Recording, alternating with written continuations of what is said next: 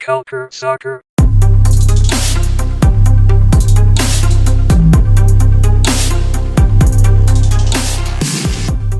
Bonjour à tous, bienvenue à CS à l'érable.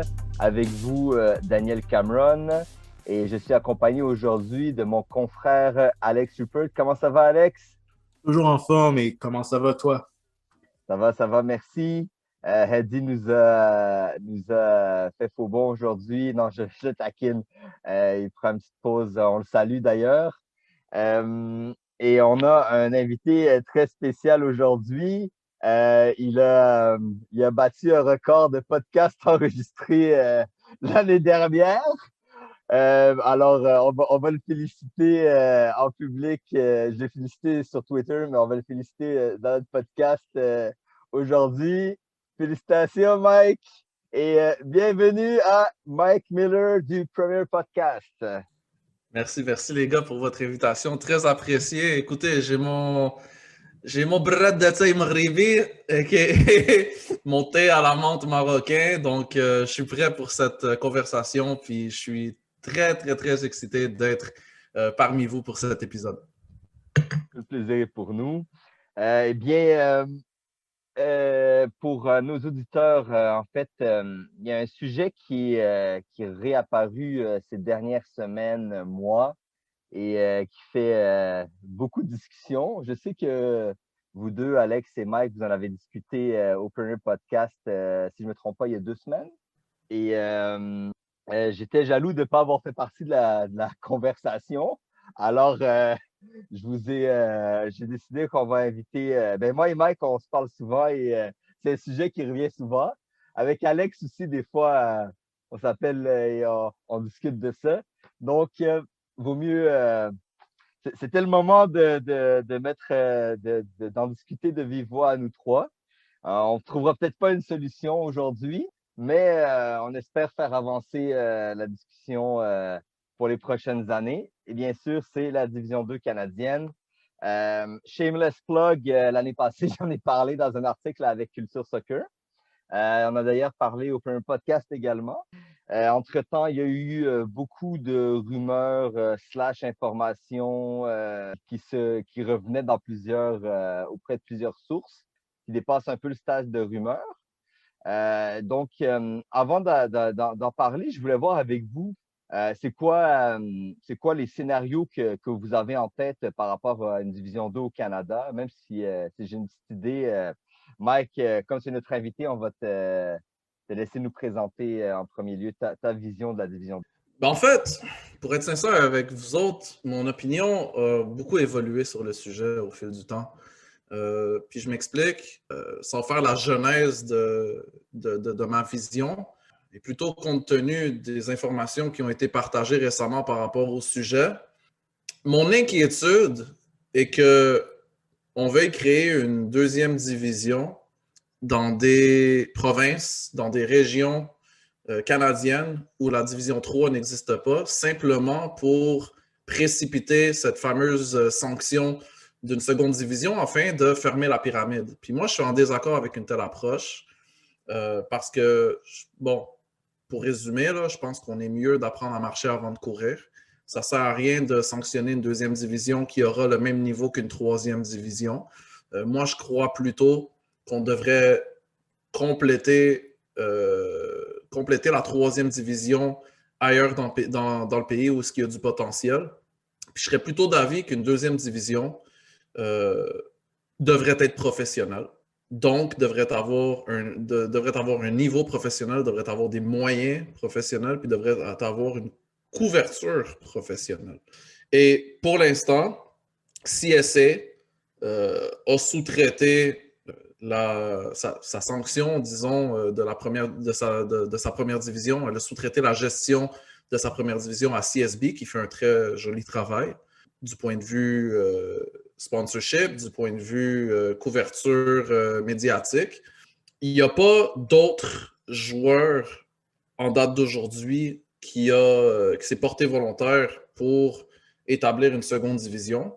Si oui, on pourrait en parler, mais puisque ce n'est pas le cas en date d'aujourd'hui, moi, je pense qu'on serait dans une meilleure position, dans la meilleure position possible si CSB c'est-à-dire prenait charge de cette sanction, de cette deuxième division et l'organisait elle-même. Maintenant, on a seulement 8 clubs en première division. On n'en a pas 9, malgré ce que nos amis de Saskatchewan pensent. Ce n'est pas encore réalisé, c'est pas encore fait. Il y a beaucoup de travail à faire.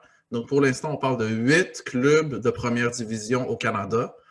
On parle de 0 club de deuxième division sanctionné par CSC, bien sûr, c'est-à-dire qui compétitionnent dans des ligues sanctionnées par Soccer Canada. Et on parle d'une troisième division qui existe seulement dans 2 provinces. Donc, vraiment, moi, je pense que la meilleure chose à faire, ce serait que la division 2 existe dans des marchés qui seraient propices à devenir des marchés de première division. Et là, je sais que nos amis qui sont pour la promotion-relégation se frottent les mains à m'entendre parler, mais les contrats de première division sont quand même très solides et d'emmener les propriétaires de clubs en première division à abandonner leurs droits acquis de sanctions en première division, ça va coûter très, très, très, très cher. Donc, tant et aussi longtemps qu'on n'a pas des contrats de sponsorship, un contrat de télévision, oui, je pense à Mediapro, je pense à One Soccer, mais tant qu'on n'a pas un contrat de télévision et d'autres contrats de commandite qui peuvent supporter 2 ligues professionnelles au Canada, première et deuxième division, on ne peut pas malheureusement prendre pour acquis que la promotion-relégation est une solution. Par contre, moi, j'insiste sur le fait qu'une deuxième division doit être nationale et que les subdivisions régionales doivent exister au semi-pro et à l'amateur comme U-Sports et comme la division 3, par exemple. Mais pour une deuxième division, je serais vraiment fortement en faveur d'une deuxième division nationale. Intéressant point de vue. Fait que moi, je vais enchaîner là-dessus. Comme je suis un petit peu de l'autre côté du point de vue. Bien sûr, je suis un éternel optimiste. J'ai trippé pendant des années à l'idée qu'on ait notre propre Ligue nationale. Alors, moi, je crois à la Division 2. Je pense qu'on devrait avoir notre propre Division 2, mais il faut que ça soit fait pour les bonnes raisons. Puis, il ne faut pas que ça soit fait pour les raisons comme Mike le disait, il faut boucler la pyramide. Il faut qu'il y ait ce besoin-là parce que en ce moment, oui, on a la CPL puis c'est Division 1, mais si on est honnête, est-ce que vraiment le niveau entre la Division 3 et la Division 1 est assez large pour justifier la sanction d'une Division 2? C'est plus là que moi, j'accroche. Fait que ce qui avait été proposé pour une Division 2 dans l'Ouest canadien, ça ressemble vraiment à ce que la Division 3 veut faire en Colombie-Britannique, puis ce qui se fait déjà en Ontario. Fait que ça ressemble vraiment à du semi-pro. Puis je ne comprendrais pas pourquoi la CSC leur donnerait la Division 2 à eux, mais lèverait le nez sur la BC, sur la Ligue de la Colombie-Britannique et le Québec et l'Ontario. Donc, moi, je suis d'avis que ça prend, pour moi, ma vision de la CPL, c'est comme un peu la MLS en 2000. Fait qu'en 2000, en 97, la MLS, c'était bon, le niveau de jeu était correct, c'était pas si fort, c'était un peu amateur. Ben, je veux dire, c'était ce que c'était, mais ça a grandi au fil du temps. Puis, c'est devenu CPL, c'est devenu MLS 2.0 quand Beckham s'est joué à la Ligue en tant que DP. Puis là, maintenant, je pense qu'on vit dans une ère de MLS 3.0, 3.0, où est-ce que là, ça explose, les évaluations des clubs explosent, les stades c'est comme des cathédrales dignes des stades en Europe. Moi, je pense que ça prend que la CPL, en ce moment qui est à l'ère 1.0, passe à l'ère 2.0. Où est-ce qu'on arrive avec des joueurs internationaux qui sont de meilleur calibre, avec un bassin de joueurs qui s'est beaucoup plus développé, qui s'est beaucoup plus amélioré. Puis, il faut que la Ligue devienne élite. Parce que si la Ligue devient élite, là, tu viens créer un trou entre la division 2, entre la division 1 et 3.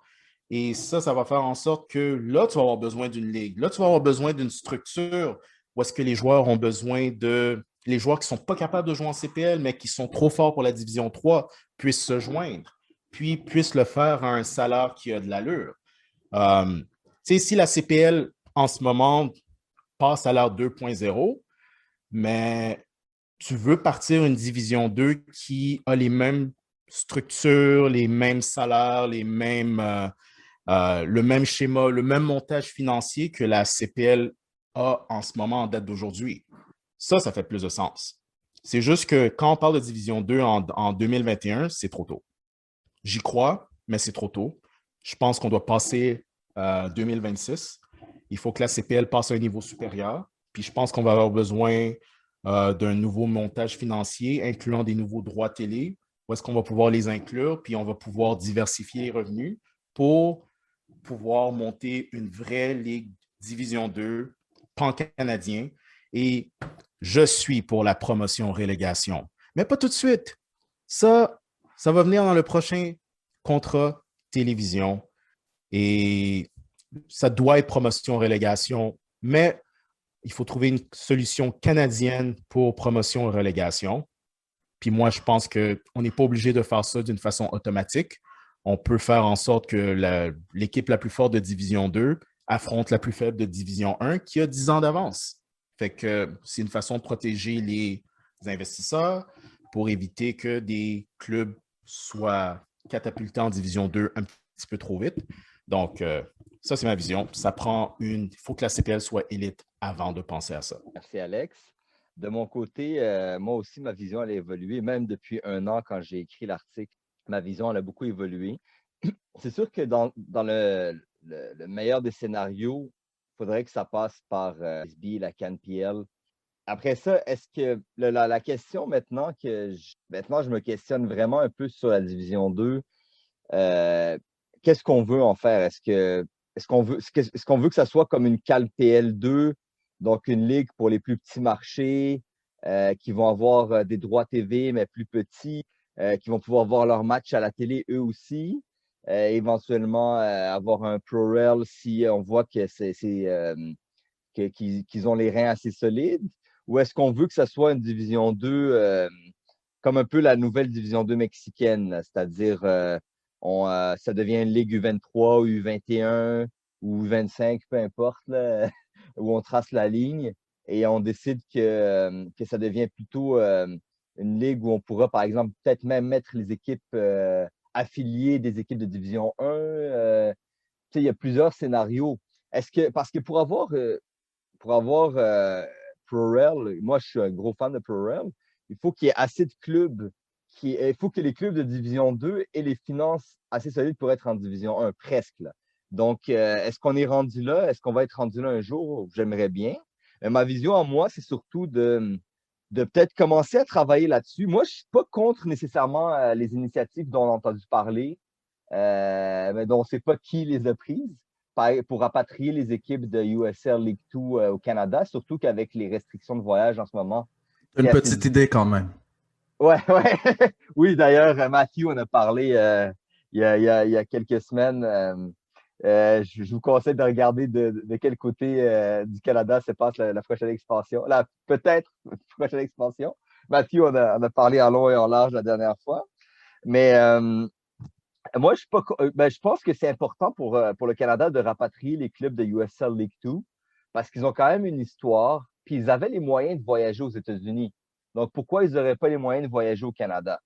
Le problème maintenant, puis comme on a parlé, il y a les droits TV, puis il y a les voyages. Parce que si on veut une division 2, moi, ma vision, je pense pas qu'on va arriver un jour où on pourra avoir une division 2 nationale parce que je crois que une division 2 au Canada, si on veut avoir assez d'équipes qui rentrent dans cette catégorie, il faudra couper dans les transports. Fait que je pense que peut-être avoir un Est-Ouest-Centre ou 4. Je pense pas que Est-Ouest, c'est une bonne solution parce que la population n'est pas du tout bien répartie au Canada et parce que il y aura trop d'équipes qui vont être proches de la ligne puis qui vont comme se retrouver à jouer à l'autre bout du pays.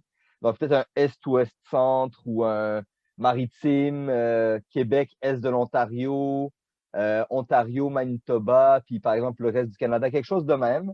Puis on n'est pas obligé de faire des grosses divisions. Après ça, est-ce que vont affronter des équipes des autres conférences et tout? Ça, pour moi, c'est des détails techniques. Quand on arrivera là, les détails du format, combien de matchs on va jouer, combien d'équipes par division. Je pense que c'est un peu plus loin. Je pense qu'il faut un minimum de 6 équipes par. On a vu la Canadian Premier League, elle a commencé à 7 équipes. Si on peut commencer à 6 équipes, par exemple, par région au Canada pour commencer une division 2, puis qu'on peut jouer de Victoria à Saskatoon, par exemple, pourquoi pas? Le gros problème, c'est si CSB n'est pas impliqué là-dedans, ben, on n'a pas WestJet. Si on n'a pas WestJet, ben, peut-être qu'il y a d'autres personnes qui ont une autre compagnie aérienne dans leur chapeau, mais pour l'instant, on sait qu'au Canada, une des raisons pour laquelle on a beaucoup de difficultés dans le sport au Canada au niveau professionnel, c'est les déplacements et les droits télé, la population. Puis ça, c'est pas des choses qui vont nécessairement se régler. C'est des choses qui dépassent un peu le sport. Donc, je pense pas que ça va se régler bientôt. Sinon, par rapport à, j'en ai parlé vaguement, mais là, on va rentrer un peu plus en détail là-dedans. Les dernières rumeurs, ben, en fait, ça avait commencé il y a plus d'un an par Simon Fudge, qui maintenant travaille pour la Coupe du Monde 2022. Il avait parlé qu'il y avait les clubs justement de USL League 2, Victoria Highlanders, TSS Rovers, Calgary Foothills. Il y avait le club à Edmonton, Edmonton Scottish. Il avait parlé de Saskatoon. Il avait parlé, là, ces derniers temps, on a parlé de Thunder Bay, de FC Manitoba. Donc, qu'il y avait peut-être un projet que ces clubs-là se rassemblent. Là, j'aimerais avoir votre opinion. Est-ce que, comme je sais que vous n'êtes pas trop chaud, les deux, vous avez dit que vous pensez que c'est peut-être pas la meilleure option pour une division 2, mais est-ce que si ils n'ont pas le choix, là, maintenant, de toute façon, en 2021, ils ne vont pas jouer aux États-Unis et que ces clubs-là veulent faire quelque chose en 2021, est-ce que vous pensez qu'on devrait tout faire pour sauver ces clubs-là, puis trouver à la limite un tournoi ou quelque chose pour les inclure? Toi, t'en penses quoi, Alex? Tu penses que ce serait quoi la meilleure solution pour ces équipes-là qui sont en train potentiellement de travailler sur une solution pour 2021? Oui, récemment, on a entendu parler que le FC Manitoba voulait travailler quelque chose avec le Calgary Foothills. Moi, je pense que c'est là qu'ils devraient aller. Ces clubs-là devraient organiser des matchs exhibition où peut-être tout le monde va à une seule place puis joue un contre l'autre. On est quand même dans un scénario COVID où est-ce que tu risques fortement de ne pas avoir de spectateurs. Donc, strictement d'un point de vue sportif, c'est une bonne chose. Il n'y a pas vraiment de source de revenus pour les spectateurs. Tu n'auras pas vraiment de source de revenus pour la télévision parce que ils ne seront pas diffusés. Sinon, moi, je pense que ça devrait juste être exhibition pour garder les gars en forme, pour garder une structure. Puis, tu sais, tu peux utiliser ça comme un rehearsal, pour te réchauffer pour ce qui va venir par la suite. Un pilot. Exactement. Fait que, tu fais ça comme ça, puis tu regardes la structure, tu regardes ce qui se passe au Canada, regardez Soccer Canada qui sont même pas capables de savoir quoi faire avec le championnat canadien. Là, on donne le spot à TFC, puis là, on va jouer ça en 2022, puis là, on se dit, ben, si ça va en 2022, c'est qui va aller en Ligue des Champions en 2022, puis c'est le bordel. Fait que, imagine partir une D2 à partir de 2021-2022. Come on! Gardez ça exhibition, puis vous pouvez inviter le monde qui faisait partie du Saskatchewan Series. Puis de toute façon, il y a les clubs de la Colombie-Britannique qui ont déjà dit, ben nous, ça ne nous intéresse pas, on va aller en Ligue Colombie-Britannique, puis ça, c'est une sage décision. C'est très, très intelligent de leur part. Fait que tu sais quoi, moi, je pense que c'est le temps pour Alberta Soccer, Saskatchewan Soccer, puis Manitoba Soccer de faire quelque chose, trouver une façon de vous monter une ligue D3 puis de la faire fonctionner. La D2, lâchez ça, c'est trop tôt. C'est trop tôt, puis sans CSB, elle ira nulle part. Vous ne serez pas à la télé, le monde ne va pas y aller, le monde ne va pas savoir vous êtes qui, puis le monde... Come on, guys! J'y crois pas. C'est juste garder ça exhibition, puis la division 2, ben, pour le futur. Moi, c'est ce que je pense. Je suis d'accord avec Alex. Je pense que le fait qu'on a deux besoins, ce serait vraiment un raccourci idéologique de dire, puisqu'on a un besoin à droite puis qu'on a un besoin à gauche, mettre ces deux besoins-là ensemble puis trouver une solution. Le fait qu'on a des clubs qui compétitionnent aux États-Unis puis qu'on doit les rapatrier, c'est un problème qui est complètement distinct du fait qu'on a besoin d'une deuxième division au Canada. Et bon, comme il a dit Alex, au risque de le répéter, Victoria Highlanders puis TSS Rovers, ils ont déjà exprimé leur volonté de faire partie de League One BC. Fait qu'eux autres, on peut les oublier dans tout projet de ligue canadienne impliquant des équipes qui évoluaient dans la pyramide USL. Maintenant, ma vision de la Détroit, elle ressemble beaucoup à qu'est-ce que ces clubs-là, justement, peuvent venir apporter. Malgré le fait qu'ils sont potentiellement beaucoup plus riches que certains clubs en Ligue 1 Ontario et en PLSQ, ça ne veut pas dire nécessairement que leur niveau compétitif puis que leur niveau financier répondrait à ce besoin de seconde division. Premièrement, tous ces clubs-là sont des OSBL. Et pour avoir une ligue professionnelle, ben, mon avis de CPA, mon avis d'expert en finance, est que pour avoir une ligue professionnelle, il faut que tu aies une structure corporative qui est solide, mais qui n'est pas communautaire, qui est backée par des capitaux solides, comme qu'on a en CPL. Si tu as des OSBL qui sont détenus par leur propre communauté, ben, ça te fait des moyens qui sont très limités. Puis là, quand tu commences à parler de frais de gestion qui pourraient monter à 1 million de dollars par année, ben là, on parle d'autre chose. Là, parce que je ne sais pas si vous êtes au courant, guys, mais juste pour gérer un club de PLSQ, puis là, je ne te parle pas, je te parle d'un club de PLSQ comme moyen. Là. C'est, d'après ce qu'on m'a dit, on parle d'1 million de dollars pour soutenir toute la structure de U4 jusqu'à senior, incluant un 125 000 dollars pour soutenir le club senior féminin, le club senior masculin et les clubs réserves féminins et masculins. Ça, c'est PLSQ. Là. Ça veut dire... Puis là, quand on parle de FC Manitoba, Thunder Beach Hill, Edmonton Scottish, Calgary Foothills, c'est des clubs qui ont des académies intégrées, c'est des clubs qui ont des structures très, très lourdes. Donc, on peut s'attendre à ce que ça puisse même dépasser le million de dollars par année de frais de gestion.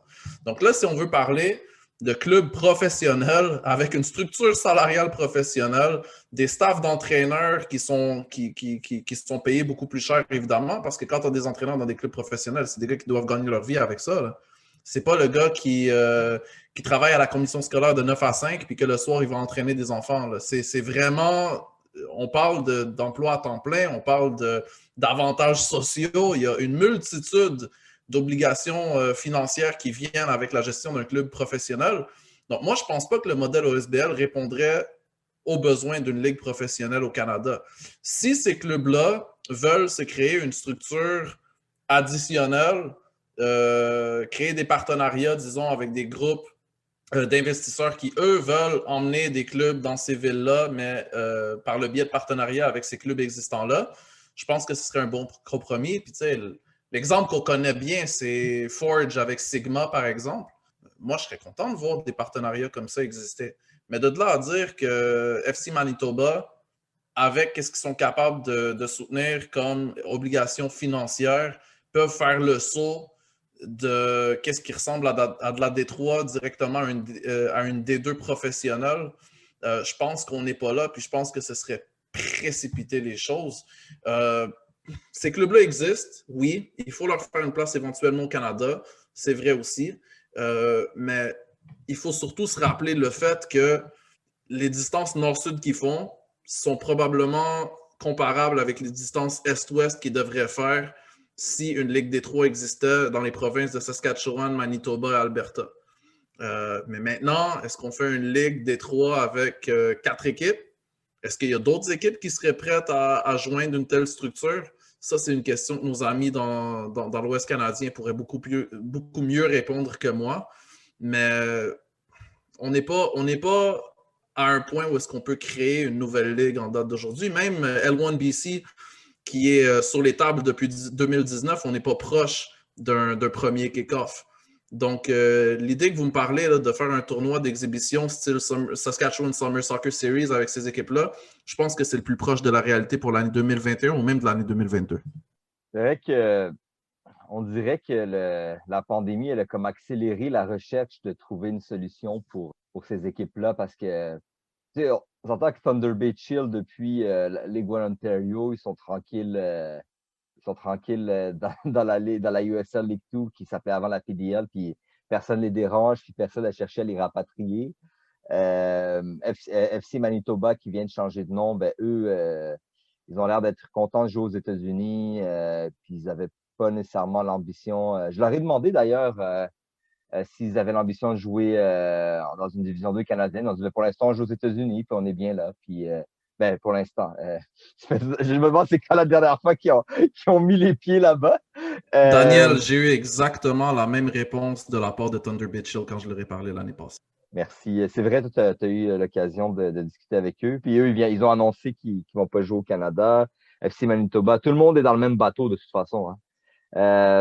Foothills, l'affaire, c'est que, comme vous l'avez si bien dit, les deux, c'est qu'on dirait on veut faire une division 3, mais en division 2. Mais c'est parce que on sait très bien, puis peut-être que je suis pessimiste, mais je pense pas qu'un jour, on va arriver à un niveau où on pourra faire des voyages en avion en Division 3 au Canada, comme on voit dans le niveau, par exemple, dans le hockey amateur ou dans le niveau universitaire. J'ai l'impression que c'est un petit peu trop surréaliste qu'on puisse faire des voyages en avion un jour dans une division amateur. Donc, on se dit, ah, ben, on va la transformer en Division 2. Comme ça, comme c'est de la Division 2, peut-être on va aller chercher de l'argent de sponsors, airline ou je sais pas, peut-être qu'ils vont dans les diffuser sur YouTube, puis ils vont avoir des vues. Honnêtement, je sais même pas d'où ils veulent chercher l'argent. Je me questionne jusqu'à aujourd'hui. Puis une autre explication que j'avais cru comprendre, c'est qu'ils avaient cette initiative-là visait des joueurs universitaires. Et les joueurs universitaires peuvent se permettre d'aller un week-end, par exemple, de Calgary à Saskatoon ou de Calgary à Winnipeg, alors que des joueurs qui jouent semi-pro, qui travaillent la semaine, c'est plus difficile. Donc, mais au final, il faut bien qu'il y ait de l'argent qui rentre pour payer ces dépenses-là. Puis c'est un peu ça que je me questionne sur cette initiative. Peut-être que les gens qui sont derrière ça ont une manière de financement, puis devrais-je leur tirer mon chapeau si c'est le cas. Mais de partir une ligue comme ça, puis sans CSB, parce que pour l'instant, on n'a pas parlé de ça. Si c'est sans CSB, ça veut dire qu'il n'y a pas de partenariat avec les équipes de CanPL. Ça me surprendrait que la CanPL va encourager, voire autoriser ces clubs à mettre des équipes réserves ou faire des partenariats avec une deuxième division qui serait potentiellement concurrente. Parce que là, c'est mon prochain sujet. La Canadian Premier League, depuis 2019, nous parle d'une deuxième division. Là, j'ai fait un petit peu une revue de presse aujourd'hui.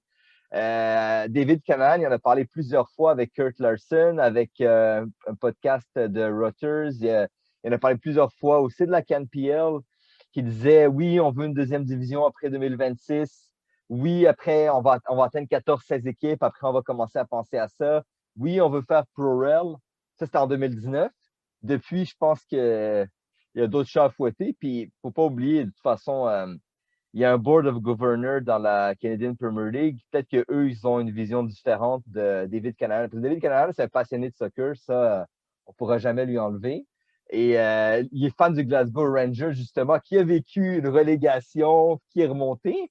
Donc, c'est sûr que lui, il adore ça, puis il voit que c'est quelque chose qui est bien dans le soccer. Quoique, ailleurs dans le monde, c'est pas juste dans le soccer, mais il voit ce potentiel-là en au Canada dans le soccer. Mais lui, il voyait, par exemple, que toutes les villes de 100 000 habitants et plus vont être en Division 1, puis après ça, on va commencer à penser à une Division 2. Mais là, c'est à se questionner, est-ce que la Canadian Premier League va lancer une Division 2 un jour ou va plutôt se dire on va aller à 16 équipes puis on arrête cela? Est-ce que au rythme où l'expansion va, plus la pandémie, est-ce qu'on va arriver un jour au moment où on va dire ben, on a assez de clubs pour penser à une Division 2? où on va dire on va avoir une bonne division 1, puis on va travailler sur des divisions 3. C'est toutes des questions qui sont un peu en suspens, puis que de toute façon, même lui, je pense il est plutôt occupé à trouver une date de début de saison pour 2021 que de penser à ce qui va se passer en 2027. Toi, tu penses quoi d'une CAN PL2, Mike? C'est sûr que je peux pas m'empêcher de dire que si monsieur le commissaire aime bien Glasgow Rangers et qu'il a des bonnes relations avec eux, ce serait tellement le fun qu'il leur passe un coup de fil pour essayer d'organiser quelque chose pour que le Manic arrive en Canadian Premier League. Ah, je fais des blagues. Je fais des blagues, mais en toute sincérité, je pense que plus qu'on attend longtemps pour établir une deuxième division, plus qu'on court une multitude de risques, puis je vais en énumérer certains, là, mais je pense que c'est vraiment très risqué d'attendre trop longtemps du côté de CSB avant de s'impliquer là-dedans. Premièrement, ça va coûter beaucoup trop cher pour compenser les franchises actuelles si on veut effectivement adopter une structure promotion-relégation dans une pyramide fermée première, deuxième division dans le cas de CSB. Plus longtemps qu'on attend, plus que les franchises prendront de la valeur, plus que ça va coûter cher de compenser les propriétaires actuels. Puis là, il y en a 8. Si on attend qu'il y en ait 16, bien, il va falloir en compenser 16 avec des valeurs marchandes beaucoup plus élevées à l'année X qu'en date d'aujourd'hui. À la suite de ça, je pense qu'on n'est pas à l'abri d'une situation NASL versus USL pour la sanction de deuxième division auprès de USSF à l'époque. Je pense que c'était en 2010, si je ne me trompe pas, 2010-2011. Si jamais on laisse un autre joueur intégrer le paysage du soccer professionnel canadien, on n'est pas à l'abri du fait que la CanPL peut dire, ben, nous autres aussi, on va faire notre seconde division, puis on va la peupler avec des équipes réserves, ou on va en faire une ligue réserve qui va être un feeder pour notre première division. Un peu comme ce qui s'est passé justement au Mexique avec Liga MX, qui est une ligue fermée, et Liga Ascenso, qui est une ligue de 8 équipes qui est également fermée, mais qui est une ligue qui est supportée par Liga MX et qui sert de feeder à Liga MX. Et qu'est-ce qui s'est passé là-bas? C'est qu'une autre ligue s'est présentée qui fonctionne à l'extérieur même pas juste à l'extérieur de la pyramide de la Liga MX, mais à l'extérieur de la Fédération mexicaine, puis à l'extérieur de la FIFA. Cette ligue s'est présentée, elle a voulu faire compétition à Liga MX et Liga Ascenso. Elle a commencé la saison à 20 équipes, elle a fini la saison à quelque chose comme 6 équipes, si je ne me trompe pas. Donc, nous, on n'a pas les moyens de commencer à se retrouver dans un fouillis légal.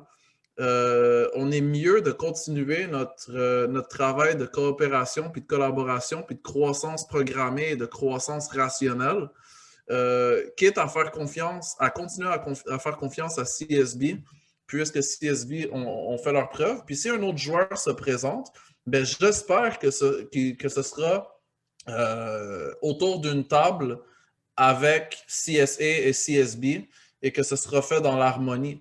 Parce que si on commence à se perdre dans un tel paysage, ça pourrait faire extrêmement mal à notre soccer.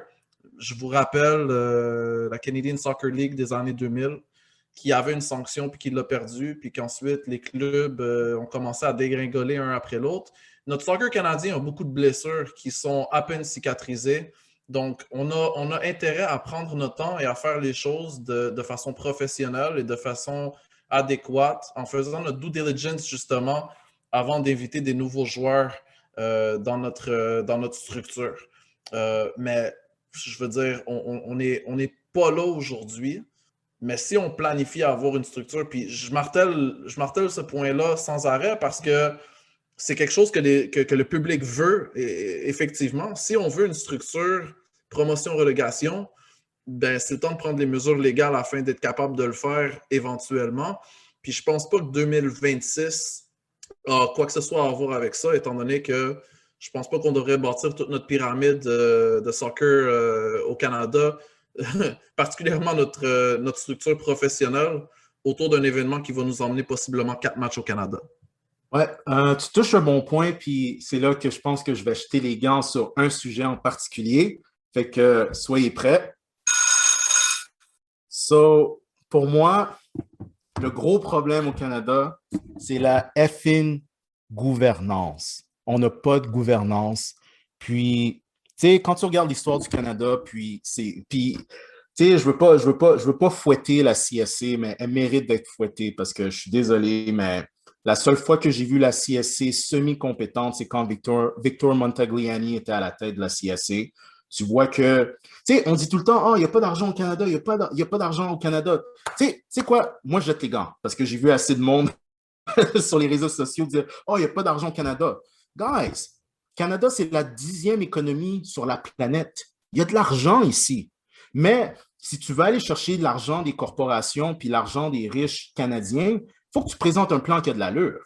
Puis moi, je pense que la job de la CSA, je ne sais pas à quel point ils ont essayé de le faire ou à quel point ils ont été compétents pour aller chercher l'argent corporatif, mais c'est bizarre. Montagliani, il tenait à la CPL, il l'a eu, il a permis d'avoir une structure en place pour aller chercher cet investissement privé qui a donné naissance à la CPL.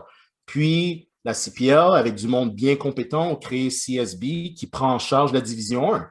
Tu vois que c'est du monde qui ont un plan. Puis, tu sais, quand la CPL dit on veut une division 2, on pense à ProRel, puis là, on veut une ligue féminine, moi, je ne pense pas que c'est du bluff. Sinon, ce serait une conspiration incroyable que tu fais juste dire n'importe quoi pour apaiser les fans, puis dans le fond, tu sais que tu veux jouer une ligue fermée comme en MLS. Moi, j'y crois pas.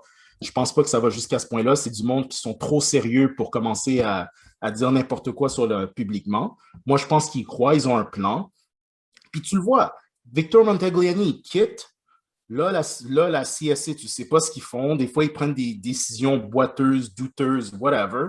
Puis c'est un problème de gouvernance.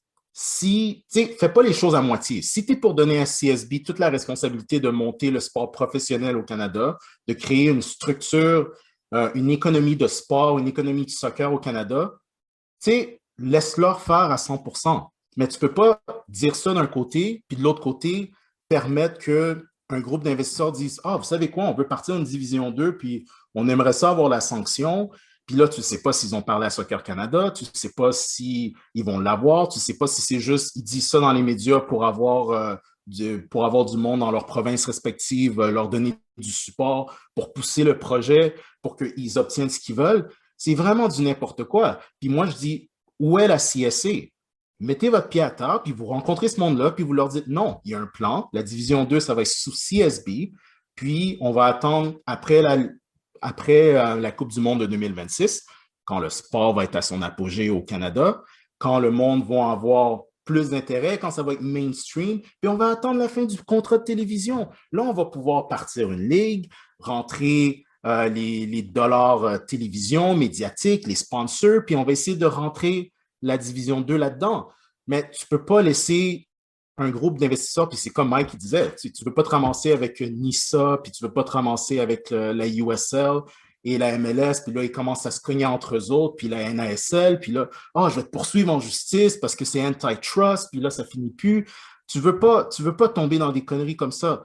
Euh, Moi, c'est une question de gouvernance. Où est la CSC? Qu'est-ce que vous faites?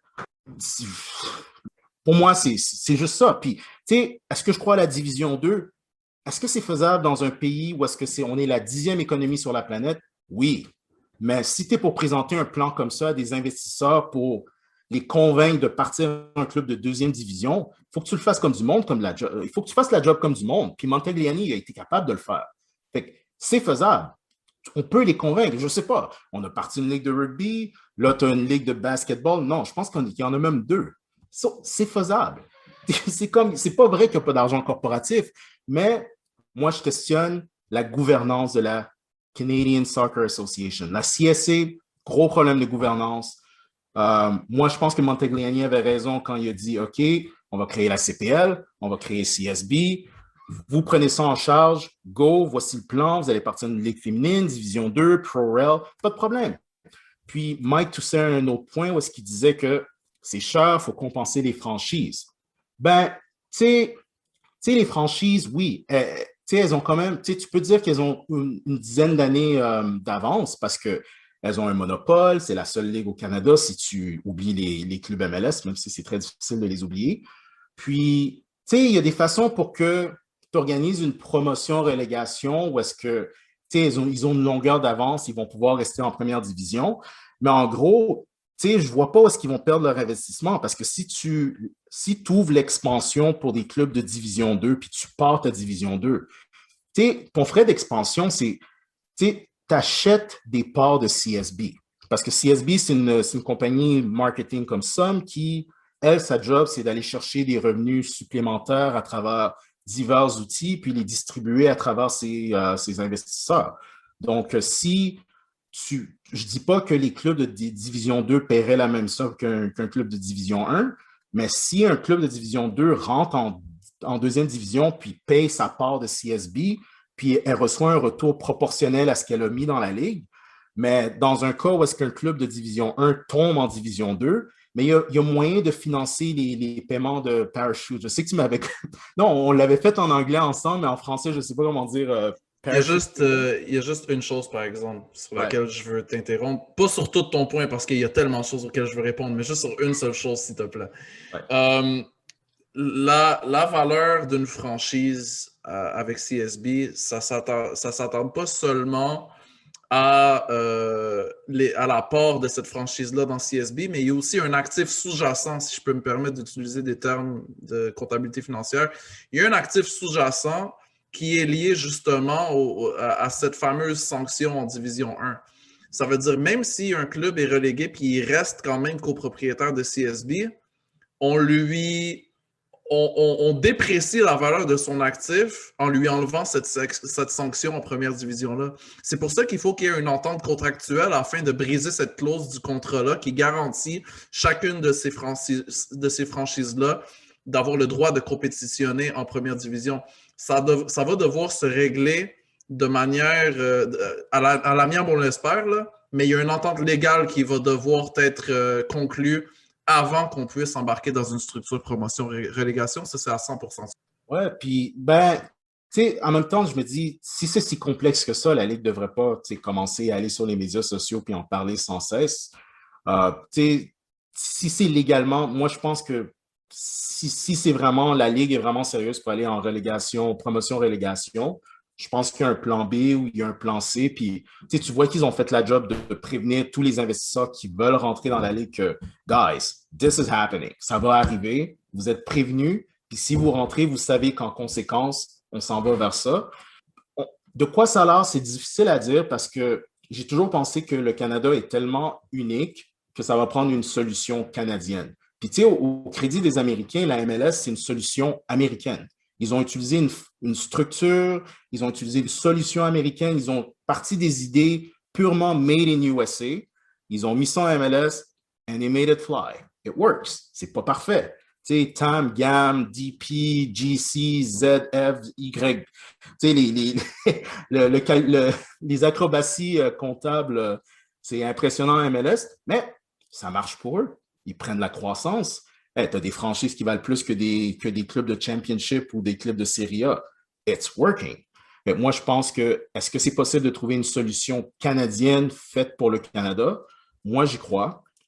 C'est juste que où est-ce que je reviens avec la gouvernance? Il faut laisser CSB gérer ça. Ils ont un plan. Il faut arrêter de leur mettre des bâtons dans les roues. Puis il faut aussi, il y a un obstacle qui se dresse devant eux, mais c'est à la CSC de se lever et dire non, on a un plan. C'est pour ça qu'on entend toutes ces histoires-là de on veut un club NWSL au Canada. Ben ça, c'est un obstacle à CSB parce qu'eux, ils ont planifié une ligue féminine. Pas maintenant, éventuellement.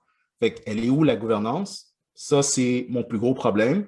Puis, pour ce qui est du financement de tout l'appareil financier, les clubs D1 qui tombent en D2, ben, j'en avais parlé avec Mike dans son podcast, où est-ce que moi, je pense à une structure fiscale qui est pyramidale. Donc, tu crées une structure de partage de revenus, comme ce qui se fait en Amérique du Nord. Tu vois ça au hockey, où est-ce que les clubs les plus riches, une partie des profits qu'ils font est mis dans un pot, puis c'est redirigé aux clubs les plus pauvres. Tu peux faire un cap salarial qui est soft, comme qu'on dit. que si tu dépasses ton cap salarial pour les clubs qui sont plus riches, ben, tu as une taxe de luxe et cette taxe de luxe-là peut aller dans un pot qui peut financer ça. Je ne dis pas que c'est ça qui va être la solution, mais moi, je pense qu'il y a matière à solution canadienne pour financer ça. Trickle-down economics, comme disait Ronald Reagan. Exactly. C'est quand même comique pour un gars de gauche, hein? Tu viens de sortir une solution qui vient de Ronald Reagan, un des présidents les plus conservateurs de l'histoire des États-Unis. Ouais, mais c'est quand même socialiste, le partage de revenus. Tu sais, tu taxes les riches, puis tu donnes ça aux pauvres. Ça, là, c'est socialiste. Toi, t'en penses quoi, Dan? Bien, je pense que, comment dire, ce que disait au début la CanPL par rapport à, ouais, on va attendre de grandir et après ça, on va instaurer ProRail et tout. Moi, j'ai l'impression que c'est un peu, comment dire, optimiste de dire, ouais, ben, du jour au lendemain, on va passer, on va dire, de 20 équipes à 10-10. Ça, c'est là qu'il y a un problème, comme disait Mike, il faudra compenser les clubs. Parce que là, on commence, tu passes de division, la moitié du monde se fait arnaquer d'un coup, genre. Alors que si on commence à travailler sur une division 2, par exemple, si c'est la CanPL qui travaille là-dessus, fait une CanPL 2, où c'est comme un peu une manière de se préparer pour la division 1. Et moi, je pourrais même dire, rendu là, on pourrait plafonner la division 1 dès maintenant et commencer à travailler sur la division 2. Là. Ça pourrait être une solution plus radicale. Aïe, le Québec. Pardon? J'ai dit aïe, le Québec. Ben non, pour de vrai, c'est sûr que j'aimerais bien qu'il y ait des clubs au Québec avant qu'on fasse ça.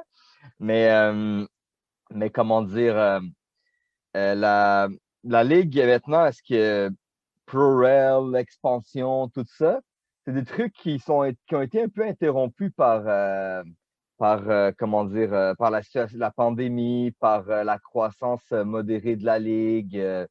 Puis là, je trouve que c'est un peu difficile de se lancer de pieds joints. Comme j'ai dit, David Canahan, maintenant, il doit plutôt penser au début de la saison 2021 que d'instaurer une division 2.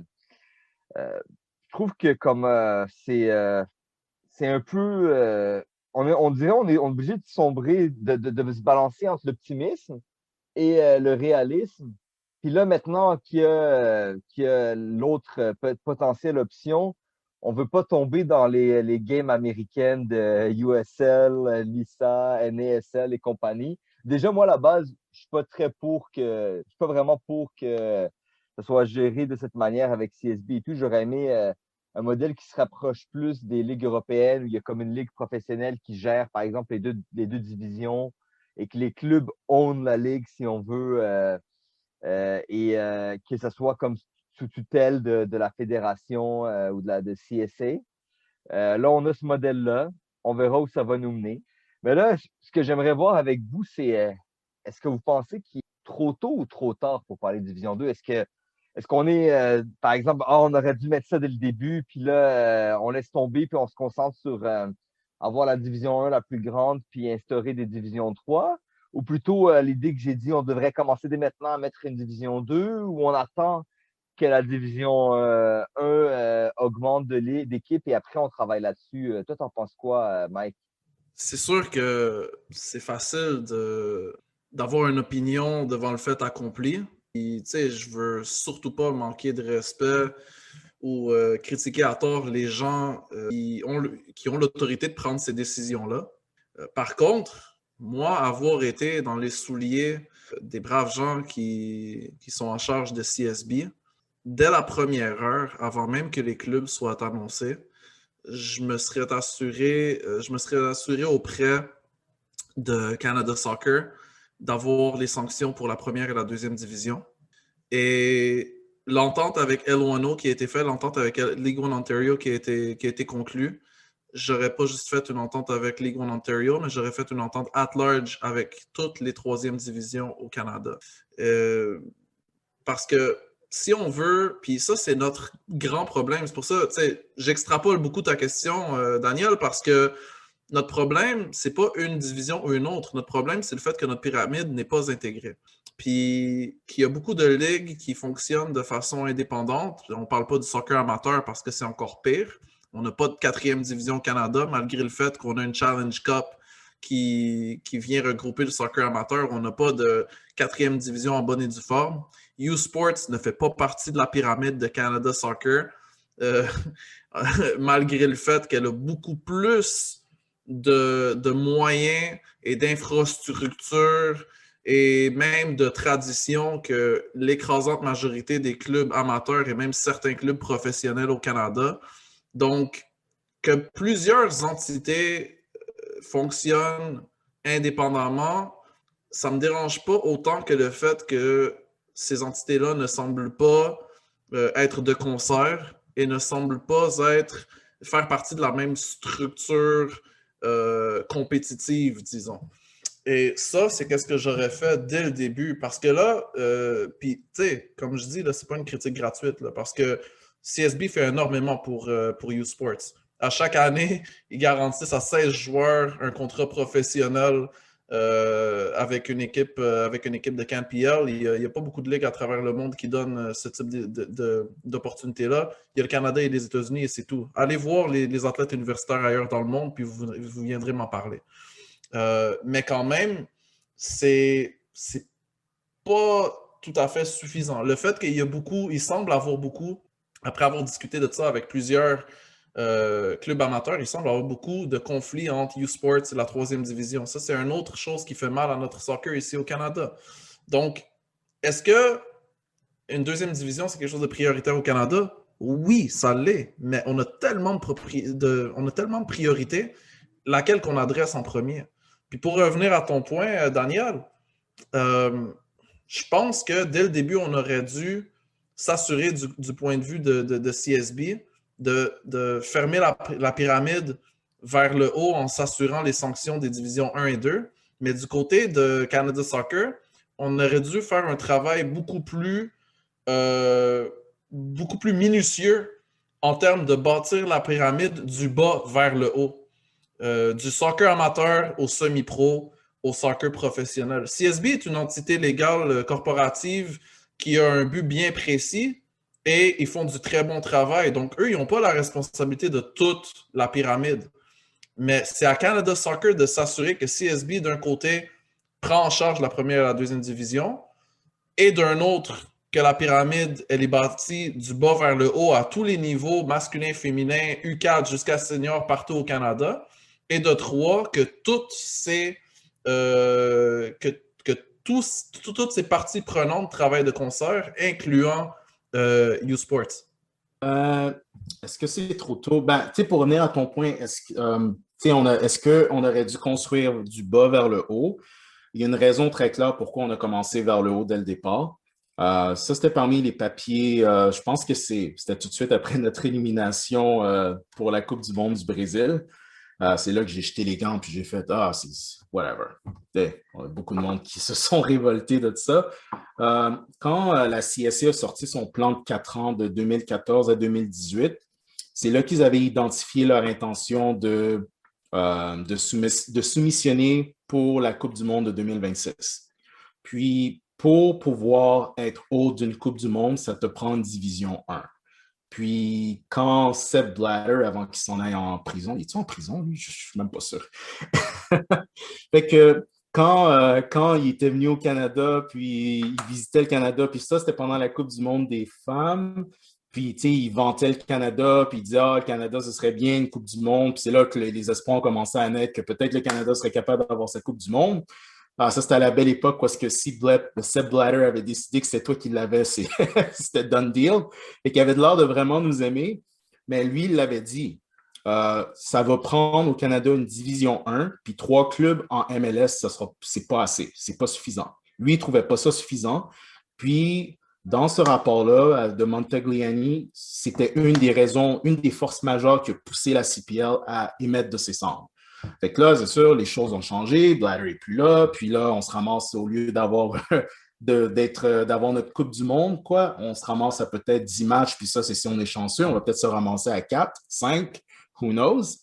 Je pense que c'est de là que c'est venu. L'autre logique aussi, c'est si tu pars vers le haut, c'est une meilleure façon de construire l'intérêt pour le sport plus vite. Euh, Ça, c'est mon deuxième point. Mon troisième point, est-ce que c'est trop tôt pour avoir une division 2?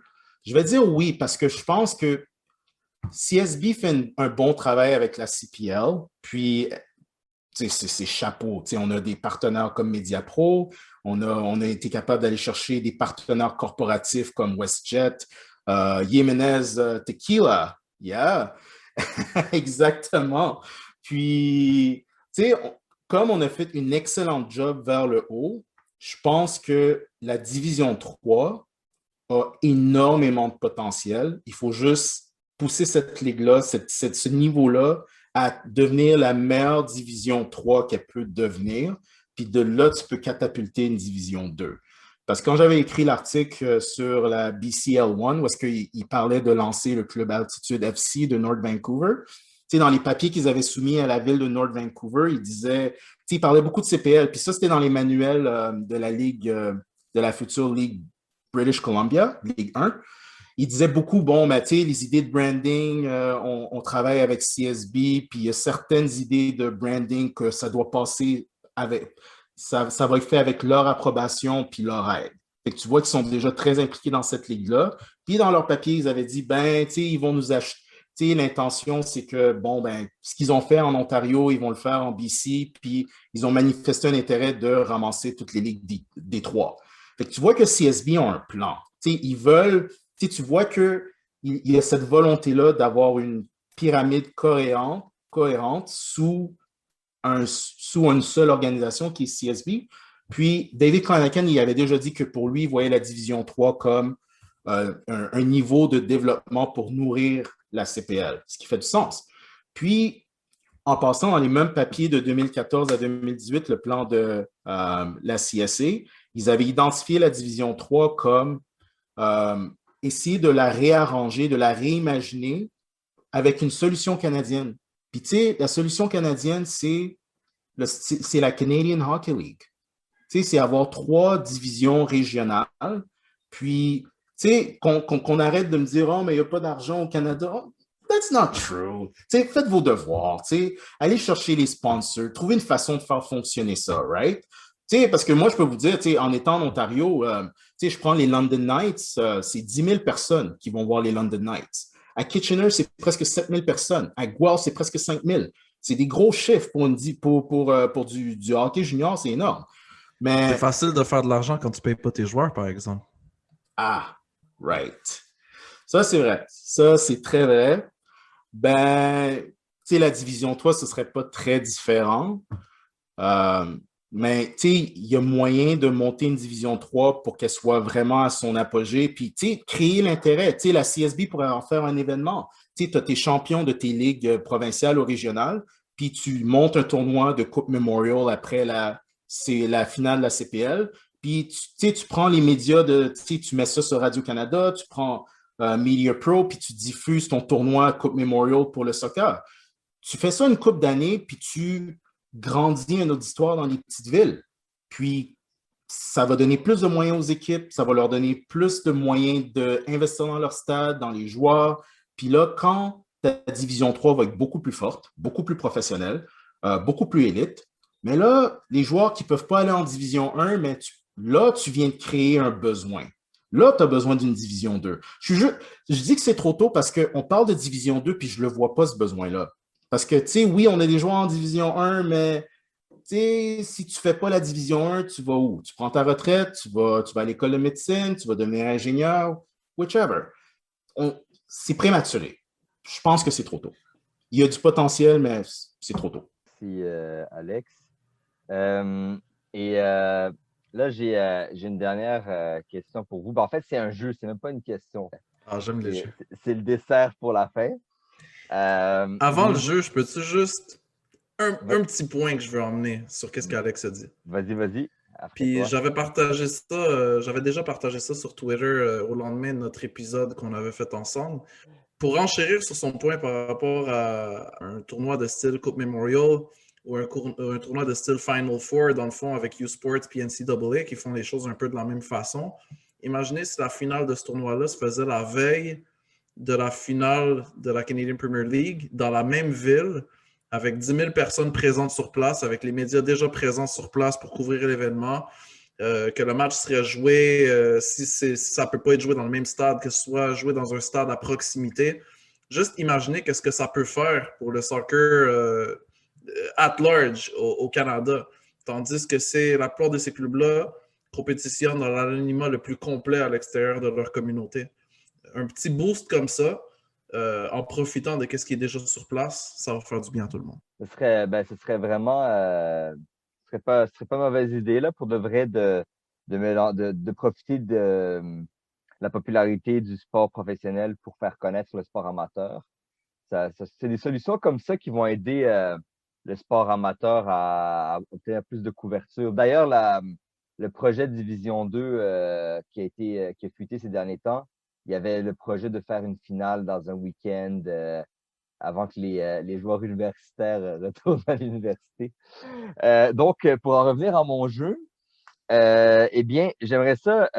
Moi, je l'ai fait plein de fois, cet exercice-là, puis j'ai des tableaux Excel, puis je sais qu'Alex aussi en a.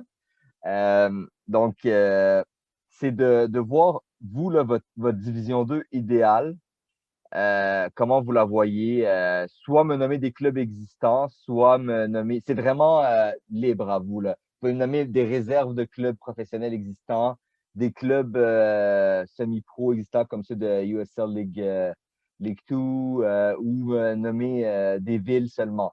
Moi, je l'ai fait plusieurs fois cet exercice-là, puis chaque 6 mois, 1 an, je le refais, puis je change d'idée. Je vais commencer pour vous laisser le temps d'y penser. Puis j'ai dit aussi quand, mais le quand, moi, je pense que ça ne sera pas avant. Je vois difficilement ça avant 5 ans, là. Même 6 ans, 7 ans, puisqu'on a pris du retard pour la Canadian Premier League. Donc, moi, je verrais une division ouest avec Victoria Highlanders, TSS Rovers. En division 2, je verrais une équipe réserve des Whitecaps de Vancouver. Peut-être les Foothills aussi.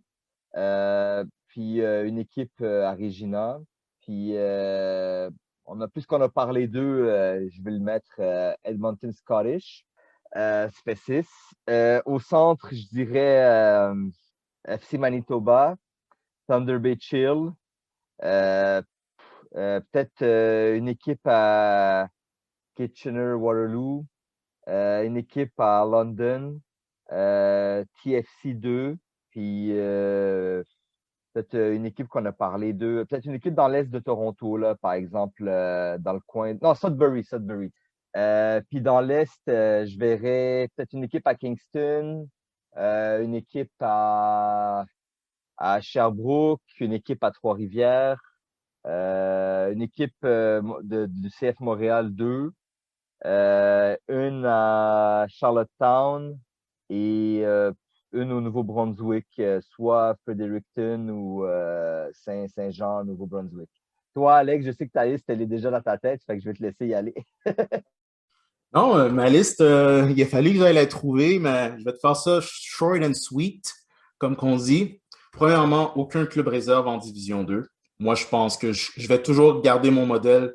Tu veux monter ta Division 3 à un point où est-ce que ça fait du sens pour les clubs de CPL et MLS de partir des clubs U23 dans des Divisions 3 régionales.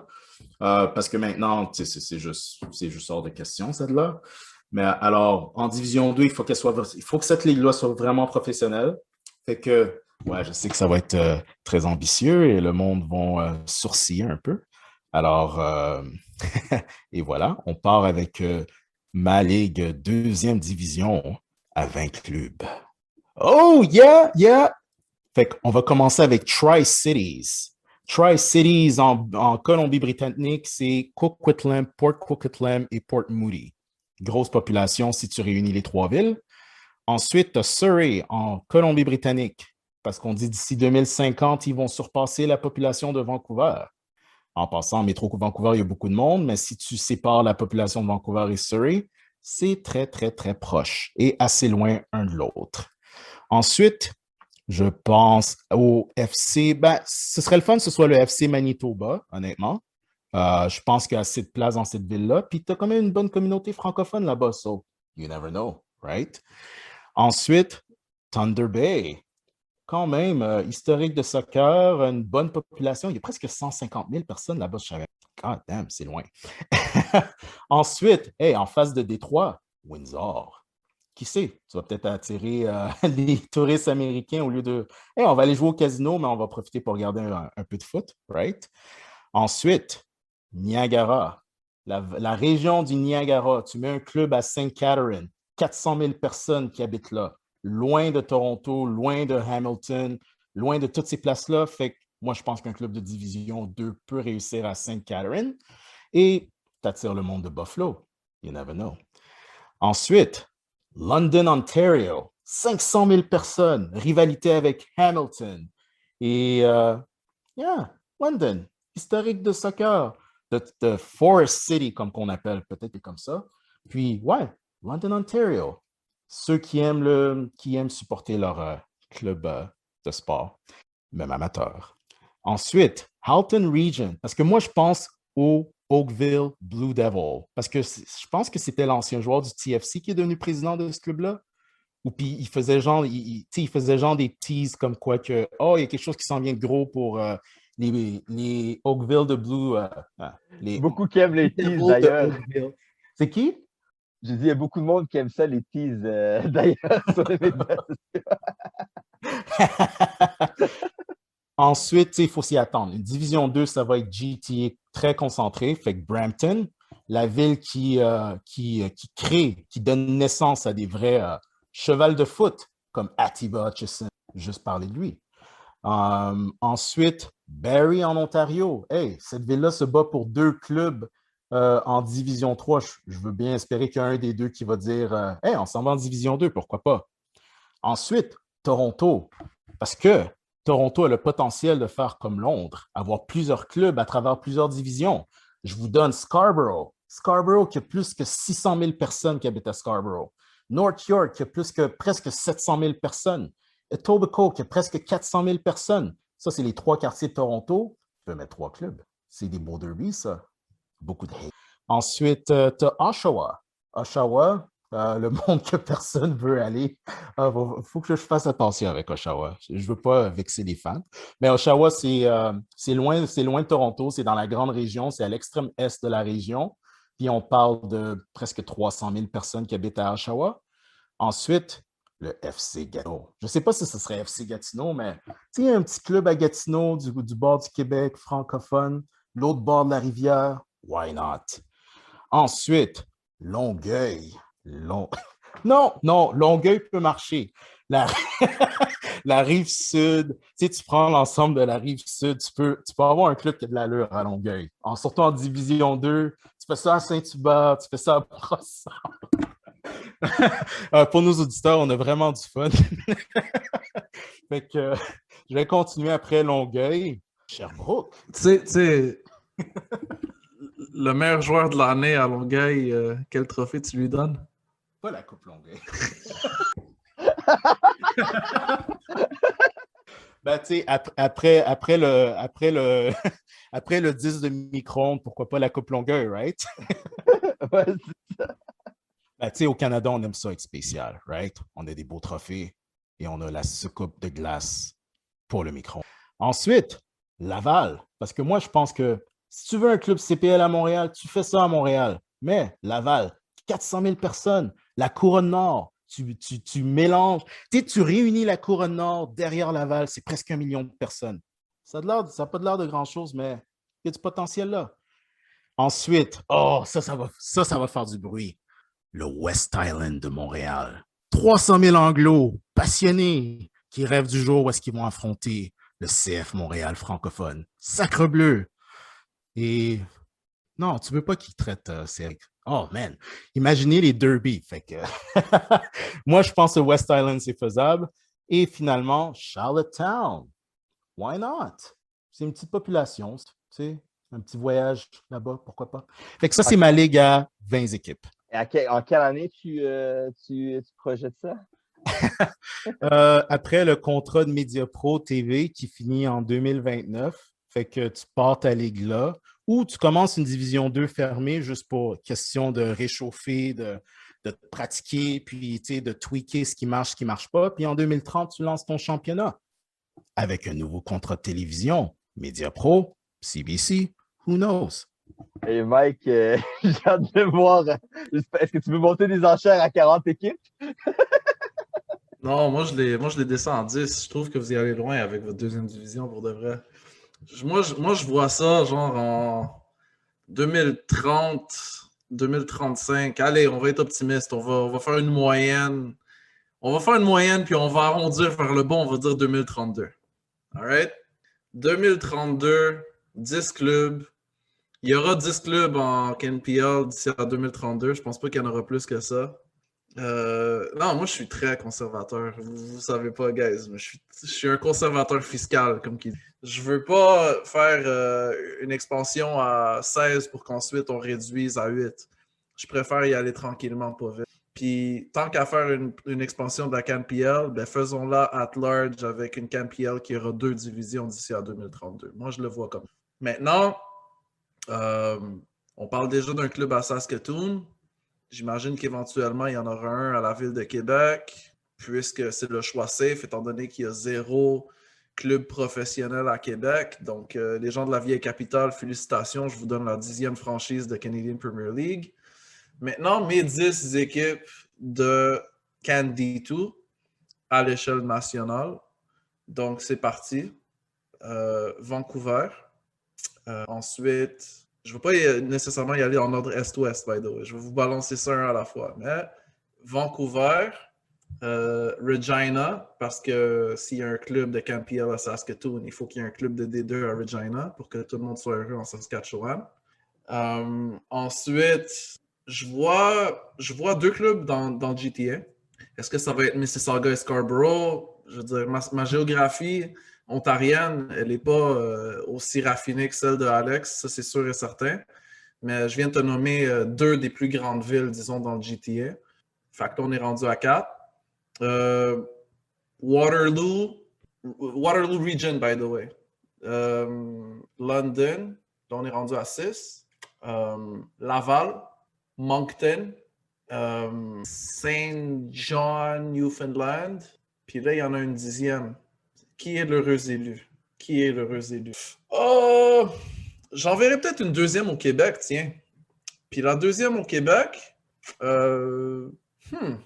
ce serait pas dans la grande région métropolitaine de Montréal, puis ce serait pas dans la région de Québec non plus.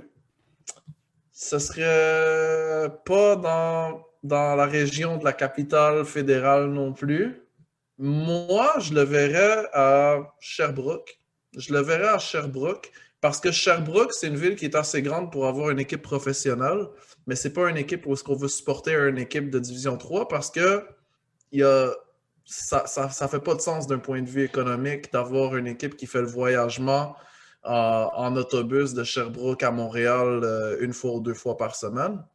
Par contre, est-ce que Sherbrooke peut avoir une équipe de 2e division? Selon les bonnes circonstances, possiblement. Maintenant, puis ça, c'est un point que vous n'avez pas rajouté. By the way, ils vont faire blaster. Ah ouais, t'as dit Sherbrooke, t'as pas dit de Longueuil. Écoutez, là. Ça, c'est work in progress, là. On jase pour jaser, là. Si t'es de Trois-Rivières, je t'aime bien, Trois-Rivières. Puis si t'es de Rivière-du-Loup, je t'aime bien aussi. C'est pas... j'ai pas l'autorité de distribuer des clubs ici, là. All right? Mais il y a un point que vous n'avez pas discuté, guys. 100% de ces clubs-là devraient être quand même qualifiés à la Coupe des voyageurs, non? 100% d'accord de mon côté. 100%, oui, OK. absolument. Fait qu'on est d'accord là-dessus. Mais, tu sais, pour de vrai, guys, moi, je crois à une ligue à l'échelle nationale. Mais si vous avez remarqué quelque chose par rapport à mon modèle, c'est que j'essaie... Bon, l'Ouest canadien, j'ai pas été très gentil avec eux autres, puis je vais expliquer pourquoi. Mais j'essaie que les clubs viennent au minimum en paire dans chaque province ou dans chaque région au Canada. L'Ouest canadien, la raison pourquoi j'y vais un petit peu plus mollo avec eux autres, c'est parce que j'aimerais qu'ils développent leur 3e division avant de passer à une 2e division. Parce que c'est trop facile de faire des raccourcis. Vancouver, c'est un immense marché. Ils méritent d'en avoir une. Peut-être même qu'ils en méritent d'en avoir 2, eux autres. Mais ils n'ont pas de troisième division. Laissez-les développer leur troisième division. Laissez-les fermer la pyramide vers le bas pour commencer. Au Québec et en Ontario, on a fait nos devoirs depuis très longtemps par rapport à notre troisième division. Puis dans les maritimes, tu as des marchés qui sont assez grands pour avoir des équipes de Canadian Premier League en date d'aujourd'hui. Tu as des villes qui ont de l'infrastructure pour avoir des équipes de Canadian Premier League en date d'aujourd'hui. Donc, pour une des trois, eux autres, on peut être moins exigeant étant donné qu'ils n'ont pas nécessairement le même bassin de population puis forcément le même bassin de talent qu'au Québec, en Ontario puis en Colombie-Britannique. Mais il faut quand même souligner le fait qu'ils ont de l'infrastructure qui est très solide puis qu'ils ont une volonté quand même. Je pense qu'on peut commencer. Puis il y a un autre truc aussi que je voulais vous dire. Vous remarquez que la plupart des marchés que j'ai nommés, c'est des marchés qui, s'ils devaient monter en Canadian Premier League, seraient capables de soutenir leurs équipes. Ouais, bien dit. Ben, honnêtement, j'ai eu beaucoup de fun avec cet exercice-là. Je sais que les gens trippent beaucoup sur les projections dans quelques années, puis de demander ouais, t'en penses quoi et tout. Fait que je me suis dit, on va régaler le public. Puis honnêtement, s'il y en a qui nous écoutent, j'espère bien. Gênez-vous pas pour mettre vos projections à vous aussi en dessous du podcast, que ce soit sur Facebook ou sur Twitter ou sur les autres plateformes. Puis moi, de mon côté, je mettrai l'article que j'ai fait allusion sur la Division 2, quoique maintenant, j'ai beaucoup changé mon opinion là-dessus. Ben, je voulais te remercier, Mike, d'être venu. Est-ce que tu peux, pour ceux qui ne te connaissent pas, ce qui me surprendrait, est-ce que tu peux nous dire où on peut te trouver sur les médias sociaux ou dans la vraie vie? C'est ceux qui me connaissent. Je pense qu'il y a beaucoup de monde qui ne me connaissent pas quand même. Surtout Culture Soccer, vous êtes sur les ondes en Europe, un peu partout. Donc, pour ceux qui ne me connaissent pas, vous pouvez m'écouter sur le Premier Podcast qui est majoritairement en anglais, mais qu'on fait des épisodes en français à l'occasion. Donc, mon handle, c'est @MikeMillerFC. Le handle de mon podcast, c'est @CPL Podcast. Puis, je suis disponible sur toutes les plateformes Spotify, Apple Podcast, Google Podcast, Spreaker, etc., etc., etc. Donc, si vous voulez venir débattre avec moi, puis si j'ai pas mis une équipe dans votre ville, ben, vous pouvez venir en discuter avec moi puis me faire comprendre pourquoi que votre ville mérite une équipe en Canadian Premier League ou en Candy Tour. Et tu as aussi un podcast sur un club européen très, très populaire. Ah, ben oui, ben écoutez. Le petit frère va pas être content, le grand frère va pas être content. Ouais, mais écoute, ouais, je fais le podcast, le seul podcast francophone sur le Barça au monde entier, le Blaugrana Podcast. Le handle, c'est @BlaugranaPod, encore une fois disponible sur toutes les plateformes et je suis accompagné de mon collègue Alec Avendano. Puis j'ai une perspective très spéciale par rapport au Barça parce que je suis président du club Blaugrana Montréal, peña officielle du Barça, la seule peña francophone officielle du Barça dans les Amériques. Et je suis socio du Barça depuis plusieurs années. Donc, si toutes les questions, non seulement sportives, mais aussi finance, business et tous les détails croustillants et savoureux qui tournent autour du Barça, mais aussi du football européen peuvent vous intéresser, ben venez faire un petit tour puis venez m'écouter sur le Blaugrana Podcast. Merci Mike. Et Alex, comme toujours, fidèle au poste. Merci beaucoup. Aujourd'hui, on a bien rigolé. J'espère que tu ne vas pas aller chez le coiffeur changer ta coupe en hommage à la Rive-Sud. Et j'espère que Vas-y, Alex. Ben, tu sais, je suis le choix de Longueuil, tu sais, go ligne jaune, come on, les guys, tu sais, j'ai habité Longueuil quand même 3 mois, donnez-moi une chance. Fait que ouais, c'était super cool d'avoir Mike à l'émission, puis je sais qu'il est super de bonne humeur en ce moment, car le Barça qui chauffe, l'Atlético Madrid.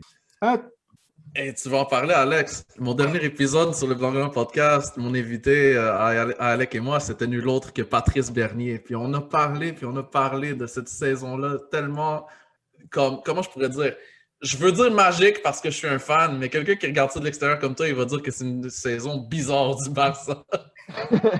Il n'y a rien de normal cette année.